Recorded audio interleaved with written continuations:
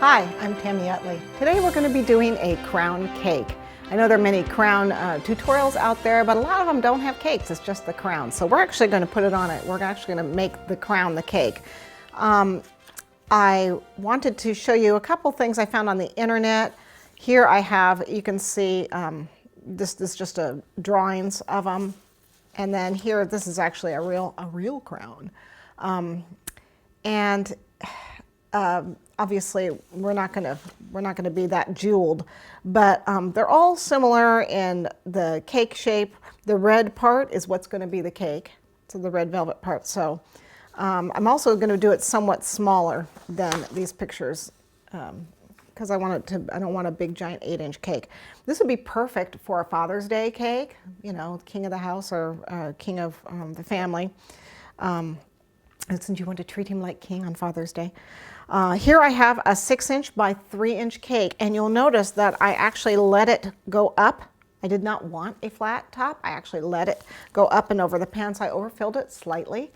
And we're going to form this a little bit, but it was originally an 6-inch by 3-inch high cake that we just overfilled slightly so that it would pop up like this, okay? So if your cakes normally do this, don't have to worry about tons of scraps. We'll have a few, but not tons. I also have a nice serrated knife and a ruler, and I will have a couple rolling pins to make my pieces and to cover the cake. I've got a little bit of Tylose powder, or this happens to be CMC. It's a thickener for the fondant, so it'll get stiff. Got a couple of my gum paste tools. Specifically, we're going to be using the veiner for some modeling. A palette knife, a little shortening, and some cornstarch, or you can use powdered sugar. And then I've got a bunch of other tools here that are, I don't know if you can see them on camera, but I've got a jewel mold that I'm going to use for the jewels for this guy. It's got a little bit of green in it already. So the jewel mold, and I've got my isomalt that I'm going to use. I use the semi-isomalt because it's so clear and it's so easy to work with. You can see I've done some jewels already, but I am going to show you how I'm making them with that mold. Okay. And then I do have my gloves, so make sure protection. And then I've got, this is what I'm going to melt, just a little a measuring cup that I can melt the isomalt in. You can use a Pyrex bowl as well. I've got some red fondant and some yellow fondant. And then I have some molds. So I've got, this is a Marvelous Molds. It happens to be it's a jeweled band.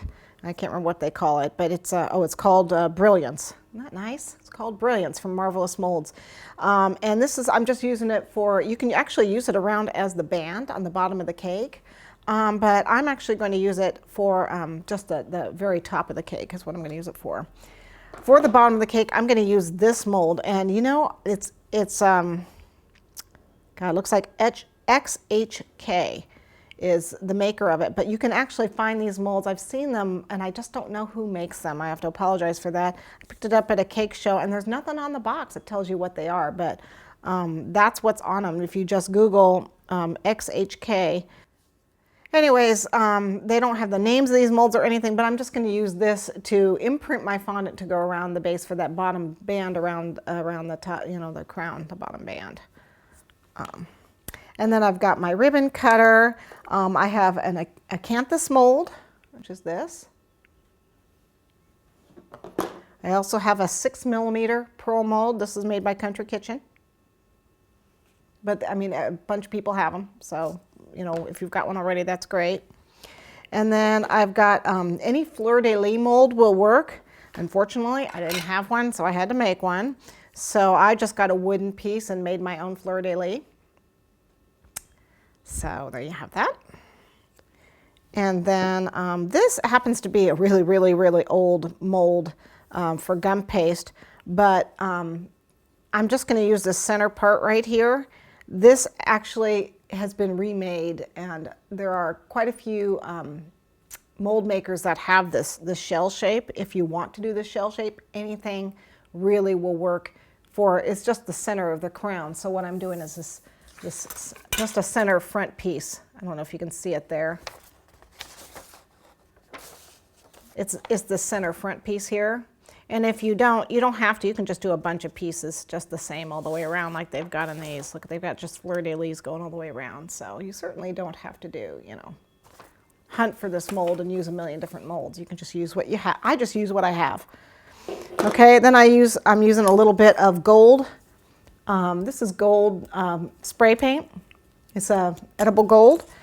Or you can use airbrush. And I don't own an airbrush, but if you can find, this is a Mire color, you know, airbrush, gold airbrushing, you can use that. And you can paint. I don't have an airbrush, but I can paint it on.